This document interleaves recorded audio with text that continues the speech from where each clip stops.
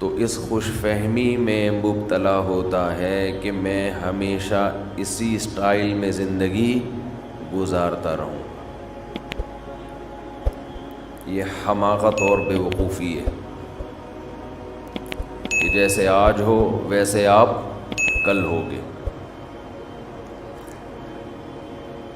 اسی حماقت میں انسان گناہ کرتا ہے، عیاشی کرتا ہے، ناجائز کام کرتا ہے.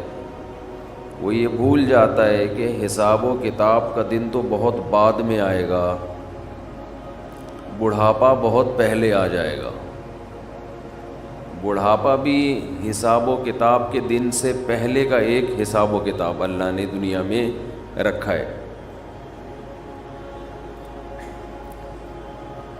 چال میں مضبوطی، انسان کی آواز میں مضبوطی، بات چیت، اور اس کے بعد ننکسہ فی الخلق. اللہ فرماتے ہیں انسان کو ہم ریورس گیئر لگا دیتے ہیں. چلو بھئی جہاں سے آئے تھے اسی حالت پہ جانا شروع.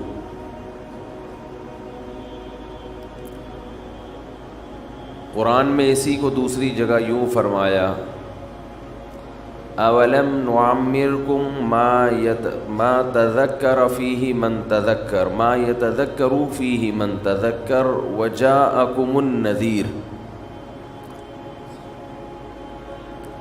قیامت کے دن اللہ تعالیٰ کہیں گے کہ کیا میں نے تمہیں اتنی عمر نہیں دی تھی کہ اگر کوئی نصیحت حاصل کرنا چاہتا تو حاصل کر لیتا، اتنا ٹائم ملا تھا اس کو.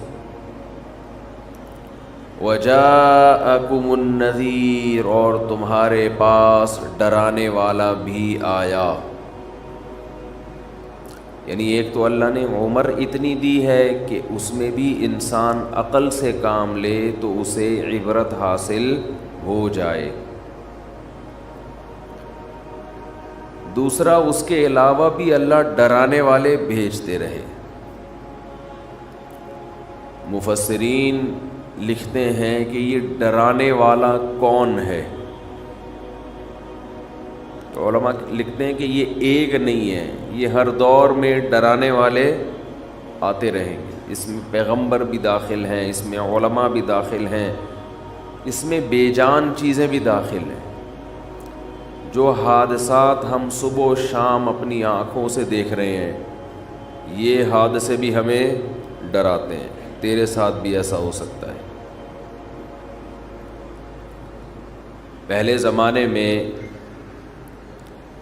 کوئی حادثہ ہوتا تھا، کوئی ایکسیڈنٹ ہوتا تھا تو انسان کے جسم کے جو آرگن ہیں وہ ڈیمیج ہو جاتے تھے. آج بیٹھے بیٹھے ڈیمیج ہو رہے ہیں. پہلے اطلاع آتی تھی کہ فلاں بہت صحت مند ہے، کوئی بیماری نہیں ہے، لیکن پہاڑ سے کوئی پتھر ہوا لڑکا، وہ اس پہ لگ گیا، چلتے چلتے کوئی ٹکرا گیا، کوئی قتل کر دیا کسی نے، یہ ہو گیا وہ ہو گیا. لیکن جیسے جیسے دنیا ترقی کر رہی ہے، دنیا کی بے ثباتی میں، دنیا کے غیر یقینی ہونے کی کیفیت میں کمی کے بجائے اضافہ ہو رہا ہے. ترقی کا تقاضا یہ تھا کہ موت کا امکان بڑھنے کے بجائے کم ہو جاتا، لیکن جتنی ترقی ہو رہی ہے چند بیماریاں تو ختم ہو گئیں، لیکن اس کی جگہ دوسری ایسی بیماریوں نے جنم لیا کہ وہ موت کا امکان کم ہونے کے بجائے بڑھ گیا ہے. اب ایکسیڈنٹ ہونے کے لیے گاڑی کا ٹکر مارنا ضروری بولے بھائی نہیں. بیٹھے بیٹھے بندے کے گردے فیل، اطلاع آتی ہے بھی ٹھیک ٹھاک بندہ ہے جی، گردے جواب دے گئے. بیٹھے بیٹھے اطلاع آتی ہے جی ہارٹ نے کام کرنا چھوڑ دیا. کیوں چھوڑ دیا بھائی؟ بہت سی بیماریوں میں تو ڈاکٹر کو بھی ریزن پتہ نہیں ہوتی، یہ کیا ہو گیا اس کو بیٹھے بیٹھے.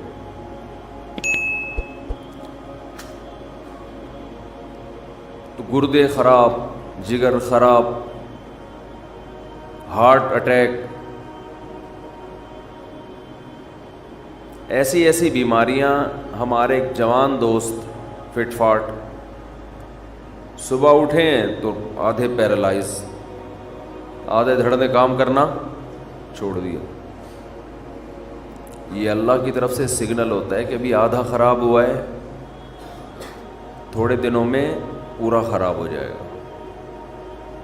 جیسے اس آدھے دھڑ کے خراب ہونے کی آپ کو امید نہیں تھی، آپ خوش فہمی میں تھے کہ میں پورا ہی صحیح رہوں گا، جیسے ابھی پورا صحیح ہوں تو ہمیشہ پورا صحیح. اللہ آدھے پہ فالج گرا کے بتاتے ہیں کہ آدھی موت میں نے تجھے دے دی، ایسے ہی باقی بھی مر جائے گا کسی دن. لیکن جس کی پوری باڈی ٹھیک ہے وہ بھی موت کے لیے تیار نہیں، جس کی آدھی خراب ہو گئی آدھی ٹھیک ہے وہ بھی کھوپڑی میں موت کا تصور بٹھانے کے لیے تیار نہیں.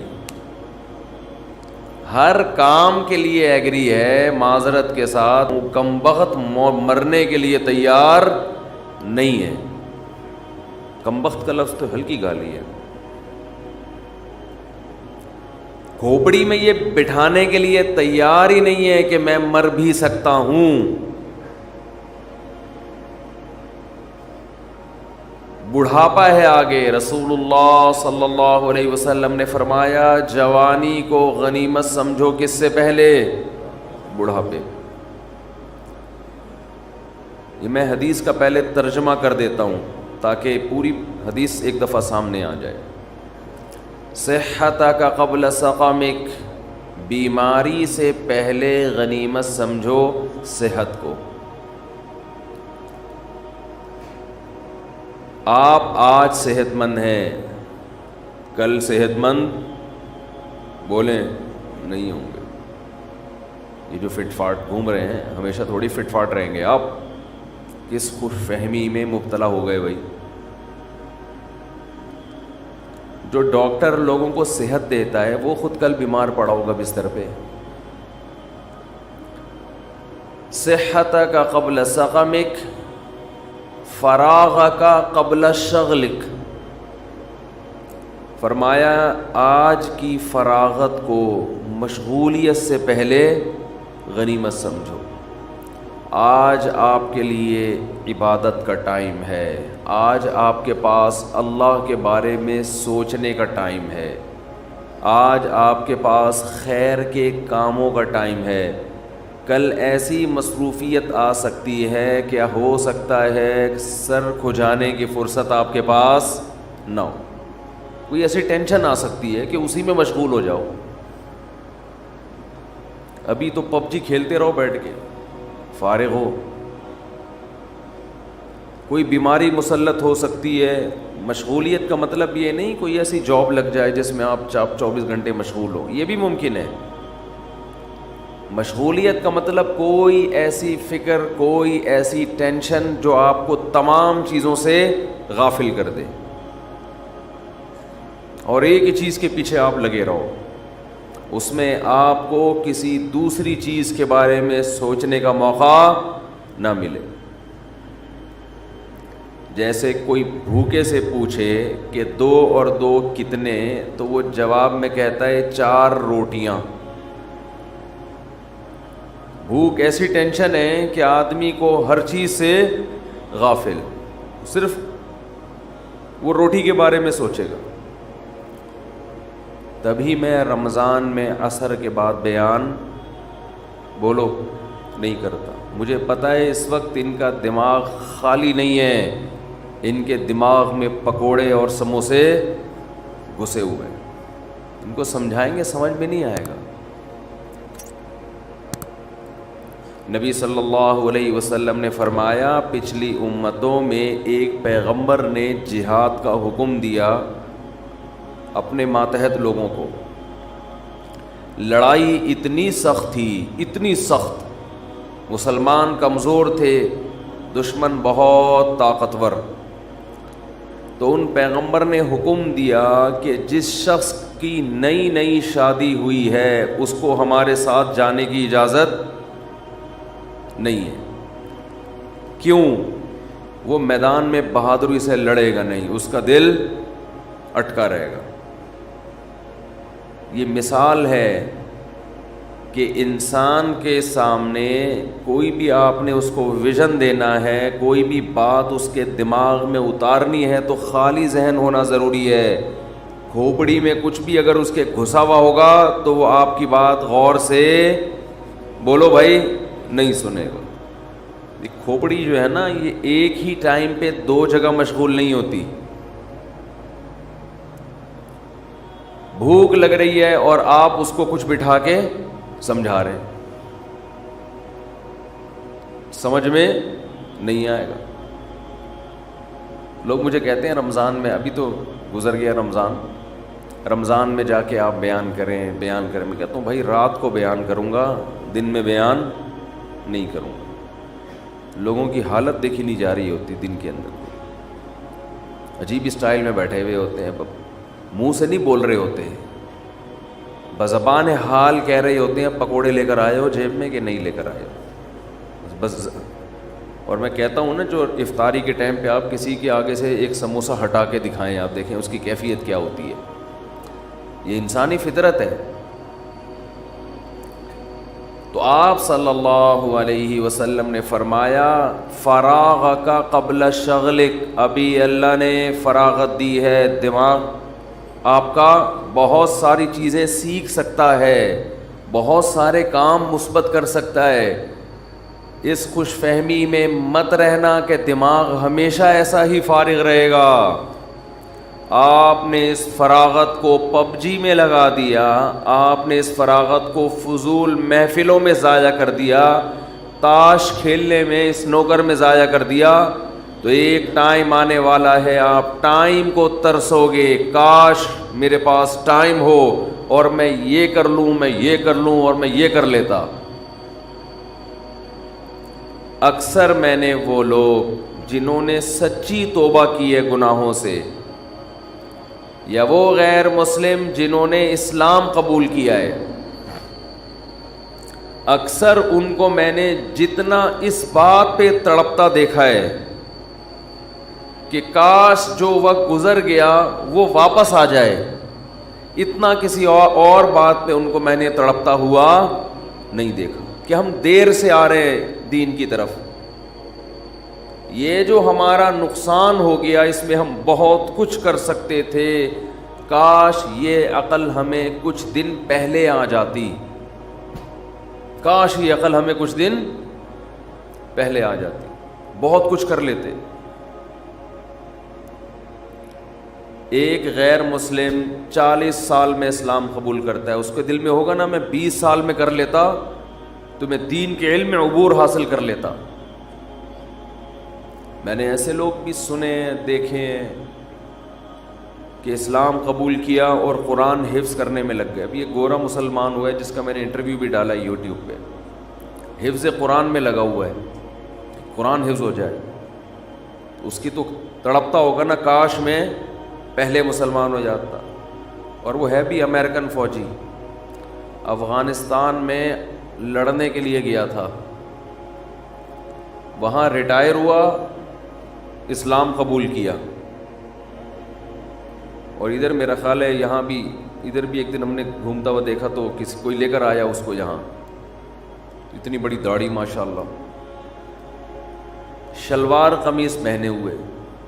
میں سمجھا کوئی ہمارے کے پی کے پٹھان بھائی ہیں، نیا ہوٹل کھولا ہے انہوں نے یہاں پہ،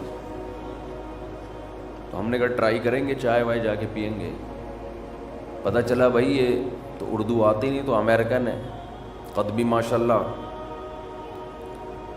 اور عجیب بات دیکھو، میں آپ کو بتاؤں، میں پینٹ شرٹ کے خلاف نہیں ہوں، میں نہیں کہتا کہ گناہ ہے، ناجائز ہے، نہ، لیکن انسان جب سچے دل سے توبہ کرتا ہے تو وہ غیروں کی ہر چیز چھوڑنے کی کوشش کرتا ہے۔ یہ میں نے بہت انگریز دیکھے ہیں، مسلمان ہوئے تو پینٹ شرٹ چھوڑ دی انہوں نے، حالانکہ ان کو کسی نے نہیں کہا کہ یہ کیا ہے، جائز ہے ناجائز، انہوں نے کہا اس بحث میں چھوڑو یار، جائز ناجائز سب کچھ چینج کرو۔ میں نے خود دیکھے ایسے گورے، ادھر کنورٹ ہوئے، جبہ پہن لیا عربوں والا، شلوار قمیض پہن لی پاکستانیوں جیسی، تو اس کی یوٹیوب پہ ویڈیو پڑی ہوگی, آپ دیکھ سکتے ہیں, اس کا میں نے گورے کا انٹرویو لیا تھا, شلوار قمیض. میں پھر کہہ رہا ہوں کہ پینٹ شرٹ حرام ناجائز نہیں ہے, لیکن یہ انسان جب سچی توبہ کرتا ہے نا, جب وہ آتا ہے تو کہتا ہے بس اس کی ہر چیز چھوڑو, ہر چیز چھوڑ دو. ایک انگریز مسلمان ہوا ماشاءاللہ, یہ 25 سال پرانی بات بتا رہا ہوں, ہمارے مدرسے میں تھا, وہ عربی لباس اس کا, اور بڑی لمبی لمبی نمازیں پڑھتا تھا. ہم اس کی نماز دیکھ کر شرمندہ ہوتے ہیں کہ یار اتنی تمیز سے نماز پڑھتا ہے. اس پر اکثر مجھے ایک واقعہ یاد آتا ہے, ایک انگریز مسلمان ہوا تو بڑی تمیز سے نماز پڑھتا تھا. اس نے کسی پاکستانی سے پوچھا یار تمہاری 2 منٹ میں نماز ختم ہو جاتی ہے. پاکستانی چپ تو رہ نہیں سکتا. پاکستانی نے کہا اصل میں ہمارے اللہ سے پرانے تعلقات ہیں, تمہارا بھی نیا نیا کنیکشن بحال ہوا ہے, تمہیں کنیکٹ ہونے میں ٹائم لگتا ہے, ہماری پرانی سروس, ادھر اللہ اوپر کا کنیکشن بحال ہو گیا, ادھر سلام پھیر کے نکل لیے. تم ابھی نئے نئے آئے ہو, بے وقوف, یعنی مطلب ہے کہ بے وقوف آدمی اتنی لمبی لمبی نمازیں پڑھ رہے ہو, اتنا ٹائم لگتا ہے تمہیں اللہ سے نمبر ڈائل کرنے میں, ہماری لائن فوراً مل جاتی ہے. تو وہ اتنی لمبی نماز, اتنی لمبی نماز. تو میں نے ایک دن اس کو بٹھا لیا, تھوڑا اس سے ماضی پوچھا, کیسے مسلمان ہوئے. یہ اس سوال کا جواب تو اس نے دے دیا کہ جی کیسے مسلمان ہوا, اسٹڈی کی میں نے, اسلام کو پڑھا سمجھا, پھر امریکہ میں یا یو کے کا تھا میرا خیال ہے, کسی عالم کوئی مفتی تھے ان کے ہاتھ پہ جا کے انہوں نے بھی تھوڑا گائیڈ کیا, اس کو مسلمان ہو گیا. تو میں نے پھر اس سے پوچھا کہ پہلے آپ کیا کرتے تھے, یعنی اسلام سے پہلے آپ کیا لائف اسٹائل تھا. ہمارے اکثر لوگ فخر سے بتانا شروع کر دیتے ہیں, ابے اسلام سے پہلے تو میں بڑا ماڈرن تھا, میں یہ کرتا تھا, میں یوں کرتا تھا, میں ایسے, اتنی لڑکیوں سے میری دوستی تھی. فوراً شروع ہو جاتے ہیں نا لوگ, میری تو اتنی گرل فرینڈز تھیں اور اتنی لڑکیاں تھیں اور ایسے نائٹ کلب, اور اتنی بوتلیں میں ایک ایک ٹائم پہ اتنے پیک پی جاتا تھا. شرابی جو ہے نا, شرابی, ان کی ٹائمنگ پیک کے حساب سے ہوتی ہے. کراچی سے حیدرآباد 3 پیک لگیں گے پہنچنے میں, ہم تو کہہ رہے ہیں 2 گھنٹے لگیں گے. ہیروئن چو کے سٹے ہوتے ہیں, ان سے پوچھو نا ہیروئن چی سے کہ کراچی سے حیدرآباد کتنی دیر کا ٹائم ہے, کہنا 3 چھٹے لگتے ہیں پہنچنے میں. تو ہر آدمی اپنے حساب سے ٹائم کو ناپتا ہے. تو یہ جو تھا, اس عام طور پہ لوگوں سے پوچھا جائے تو بتاتے ہیں میں ایسے تھا, میں یوں تھا, پھر اپنی تصویریں بھی رکھی ہوئی ہوتی ہیں بعض لوگوں نے کہ دیکھو میں ایسے ڈانس کرتا تھا, یہ گرل فرینڈ تھی, یہ تھا, وہ تھا, وغیرہ وغیرہ. لیکن جب انسان سچی توبہ کرتا ہے تو اس کی یہ کنڈیشن نہیں ہوتی. گورے ہیں, گوروں میں کچھ چیزیں بڑی خاندانی ہیں, شاید 2 نمبر ہی نہیں ہے, شاید کہہ رہا ہوں 100% تو کوئی نہیں کہہ سکتا. میں نے اس سے پوچھا, میں نے کہا بھائی آپ ماضی میں کیا تھے, اس ایسے کہا, اس نے کہا ماضی میرا ختم, میں نے بھلا دیا ہے, اس پہ میں تبصرہ کرنا بھی پسند نہیں کرتا. ہمارے جیسا دیسی ہوتا تو ہم فوراً لڑکیوں کی تصویریں, یہ دیکھو یہ تھی میری گرل فرینڈ, اللہ کے لیے میں نے ان کو چھوڑا ہے. دیکھ رہے ہو یہ بوتلیں دیکھی, کبھی دیکھی ہے یہ بوتل آپ نے, خواب میں بھی دیکھی ہے یہ بوتل کبھی, آپ نے تو فیڈر دیکھا ہوگا, یہ بوتلیں پیتا تھا میں, 1 چمچہ پی کے دکھاؤ. ہم فوراً کس پہ آتے ہیں, شو بازیوں پہ. اس نے کہا بھائی ماضی کے قصے کیا تھا کیا نہیں تھا, پلٹ کیا, یو ٹرن لیا میں نے, بس ختم. دماغ سے اس کا اثر پڑتا ہے. انسان جب اپنے ماضی کے گناہوں کو یاد کرتا ہے اور وہ چھوڑ چکا ہو تو وہ اس کی مستقبل والی زندگی پہ اثر ڈالتے ہیں کہ تو یہ تھا, تو ایک اور دفعہ اگر کر لیا تو کیا ہو گیا. بھائی دماغ سے نکالو ان چیزوں کو, بس ہم نہیں تھے, ہم ہمیشہ سے ایسے ہی ہیں. پرانا زمانہ یاد آ کے ستاتا ہے انسان کو کہ میں کیسی عیاشی کرتا تھا اور کیا تھا اور کیا تھا. میں نے کہا اچھا اپنا نام تو بتا دو, پرانا نام کیا تھا؟ ہم بھی تو پاکستانی ہیں نا. میں نے کہا ٹھیک ہے نہیں بتاؤ بھائی, بالکل مجھے شوق نہیں ہے آپ کی ماضی کا. اچھا لگا اس کا یہ جواب مجھے. میں نے کہا نام بتا دو کیا تھا؟ اس نے کہا نام بھی نہیں بتاؤں, میں نہیں بتاؤں گا. اس نے کہا میں نہیں بتاؤں گا, مجھے نام بھی پرانا, اس کا تذکرہ بھی اچھا نہیں لگتا. کیا اسلام پہ فخر ہے. دیکھو کوئی بھنگی ہو اور 20ویں گریڈ کا آفیسر بن جائے, وہ لوگوں کو بتائے گا کہ میں پہلے بھنگی تھا؟ بولتے کیوں نہیں؟ وہ بے عزتی محسوس کرے گا. یار چھوڑو, اب اللہ نے ہمیں یہ عہدہ دے دیا ہے, ہم کیوں اپنا بتائیں کہ پہلے ہم جھاڑو لگاتے تھے, چمار تھے, ہم یہ کرتے تھے, ہم کیوں کرتے تھے. اس میں عزت نہیں بے عزتی ہے. لوگ کہیں گے ابے تھا تو وہ نا, تھا تو بھنگی, تھا تو چمار, لوگ تانے دیں گے نا. نبی صلی اللہ علیہ وسلم نے فرمایا کہ اسلام کی مٹھاس وہ شخص چکھے گا, کما قال صلی اللہ علیہ وسلم, کہ اسلام کے بعد کفر میں جانا اس کو ایسا لگے جیسے آگ میں چھلانگ لانا. ایسی نفرت ہو جائے اس کو ماضی کی زندگی سے کہ اللہ نے مجھے اس برائی سے نکال لیا ہے. اس کی گورے کی یہ کیفیت تھی کہ بھئی نام بھی نہیں, کیونکہ وہ سمجھتا تھا یہ میری بے عزتی کی بات ہے. اسلام دے دیا اللہ نے, نام دے دیا محمد, یوسف, کوئی بھی, ابھی مجھے اس کا نام ذہن میں نہیں ہے کیا نام تھا, تو میں کیوں اپنے آپ کو مائیکل اور ایڈیسن اور ایرک اور وہ جو مختلف نام ہوتے ہیں, جانسن اور یہ سب کیوں بتاؤں بھائی؟ چھوڑو جو بھی تھا. یہ توبہ کی تکمیل کی علامت ہے. کیسی توبہ کی ہے؟ خاندانی, کہ اسلام پہ اتنا فخر ہے, کفر سے اتنی نفرت ہے کہ کفر کی کوئی یادگار, کوئی تختی اپنے ساتھ لگانے کے لیے تیار نہیں ہے. سمجھ میں نہیں آ رہی میرا خیال ہے بات؟